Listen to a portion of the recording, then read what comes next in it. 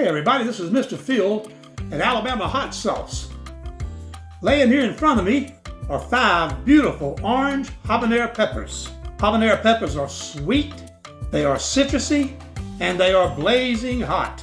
Whenever you deal with habaneros, you gotta know that every one of them is blazing hot. But are they really? This pepper is clearly a habanero. This pepper is clearly a habanero.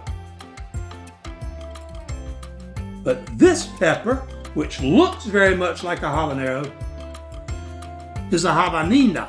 And a habanada tastes like the habanero, except it has 0 heat. This is what we would call a sweet pepper. You can tell how it's real easy to buy this one when you think you're buying that one. It's why I always tell everybody, if you're gonna buy a substantial number of peppers, take a bite from a couple of them and see what they really are. I bought about 8 pounds of these yesterday, and I found a good number of these habanadas in there. I'm gonna use them in my habanero mash because they do have the wonderful taste, and the mash is gonna be so hot anyway, 10% of these habanadas mixed in with habaneros is not gonna make any difference.